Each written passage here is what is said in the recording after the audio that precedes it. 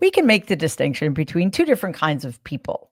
There are racists, and that's basically white people who grew up in America, steeped in the racism of our culture, who have a knee jerk negative response to people with different color skin. And then there are the actual racists, people like Donald, who actively revel in their hatred of people of color. Their goal, Donald's goal, is to create a monochromatic America, an America in which only white people have rights. This is why he's going to such great lengths to deport as many people as possible, all of them, at least so far, brown. Today, I want to take some time to do a deep dive into another side of Donald's efforts to erase American diversity. Take a look at this report from MSNBC and what they had to say about Donald's takeover of our cultural heritage. The Trump administration, though, just last week began conducting this unprecedented review of exhibits at the Smithsonian ahead of the country's 250th anniversary next year, really as part of an effort to make sure that they comply with the president's vision of American history. The White House budget director, Ali, sent the Smithsonian last week a letter instructing officials at 8 of its 21 museums to turn over information about exhibits and plans for that commemoration within 30 days, directing those officials to implement content corrections, as it describes them, where necessary, including replacing, as they describe it, divisive language. NBC News notably found just a couple of months ago in May that at least 32 artifacts that were once on display, specifically at the Smithsonian's African American History Museum, were removed. One of those artifacts included a book belonging to Harriet Tubman that was filled with some of the hymns that she was believed to have sung when she was leading enslaved people to freedom. I didn't realize unprecedented was a synonym for racist, but here we are.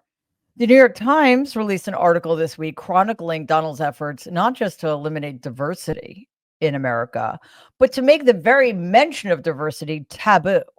The article read, quote, "Over the past 7 months, Donald's words and actions have revealed what he sees as an ideal picture of the United States in which the concept of diversity is taboo. The traditional power centers in America, white and wealthy men get the benefit of the doubt, immigrants are suspect or unwelcome, and people of color must set their grievances and outrage aside," unquote. All of that is true. This is exactly what the Trump regime is pushing for. Donald would like to remake the United States in his image, which should chill all of us to the bone, all the while erasing an American history. Notice I don't single out Black history because Black history is American history. America does not exist without the contributions of Black Americans. To suggest otherwise is absurd. To suggest that we can just do away with anything that mentions this country's dark history, the cruelty of white people going back centuries, is deeply, deeply disturbing. And that's exactly what's happening right now. In the first month of his second term, so far, Donald has abandoned core tenets of the Civil Rights Act of 1964. The Pentagon has ordered military leaders to review all books in their libraries that address racism and sexism. The administration announced this week that it would begin screening immigrants seeking to live or work in the United States for, quote, anti-American ideologies, unquote. Donald has banned almost every refugee from entering the country, with the exception of white South African farmers. Federal agencies have obscured published references to the contributions of Black heroes, from the Tuskegee Airmen to Harriet Tubman. He has accused the Smithsonian Institution of incorporating, quote, divisive race-centered ideology, unquote, in its exhibits on race. The Department of Homeland Security in June shared a poster that called for reporting, quote unquote, foreign invaders, an image that was originally shared by a podcaster who hosts a Christian nationalist show and calls himself a supporter of the old American right, which is just code for unreconstructed racist, which is exactly what Donald and every single member of the Trump regime is. That list could have been much longer because Donald and the Trump regime are taking many more steps to undo all of the progress this country has made in the last century. Donald is hoping to use the government to change the very fabric of who we are as a people. He wants to bring us back in some ways to the 1950s, a time when women, people of color, and gay people didn't have any rights. But I would argue that the overarching goal is to take us back to the 1850s, when the only people in this country who had any rights at all were white rich men. Donald's plan to change our country goes far beyond the reach of the executive branch. He isn't just using his government to shape his version of history, he's trying to force other powerful institutions to do his bidding. First, it was universities, institutions of higher learning, from whom he demanded they eliminate their DEI policies in order to fit the Trump regime's vision of America's future. Just as a reminder, in case you're actually worried that DEI is some nefarious plot to undermine America, DEI stands for diversity, equity, and inclusion. Oh, the horror. Donald has demanded settlements from those universities that don't comply with his regime's wishes.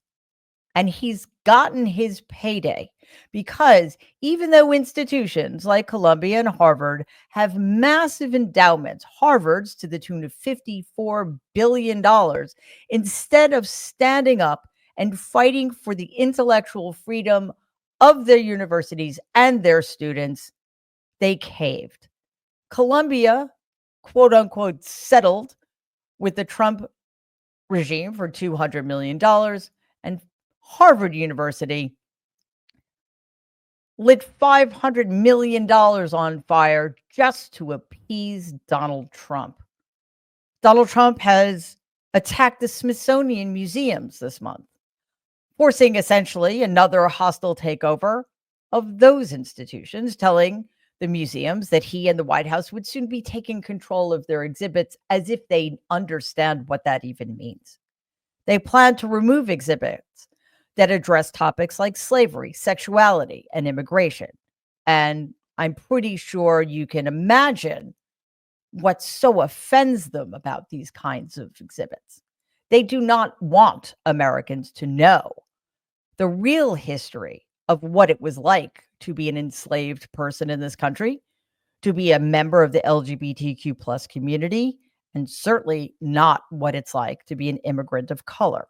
An article in the New York Times reads, quote, Donald has made clear that he wants to return to an era when Cats was the big hit on Broadway, not Hamilton, when military facilities were named after Confederate generals, not gay rights leaders, when coal was king and there were no windmills, when straws were plastic, not paper, when toilets flushed more powerfully, when there weren't so many immigrants, when police officers weren't discouraged from being rough on suspects, when diversity was not a goal in hiring or college admissions or much of anything else, unquote. That list encompasses a spectrum from the utterly absurd to the deeply, deeply terrifying. This is where we are headed as a country as our institutions fail to stand firm and our judicial branch capitulates to a man who has no interest in protecting and defending the Constitution of the United States of America. Despite Donald's concerted efforts, it won't be as easy as it might seem to undo representation in this country or our history, cultural or otherwise. He continues to attack, though, parts of our life that we as Americans hold most dear: our connections to culture, our collective history, our literature, our art. Luckily, communities and individuals alike are beginning to see the writing on the wall. In small cities like Lexington, Kentucky, for example, people have pushed to keep their DEI-related staff and policies in place, despite the rest of their state doing the opposite.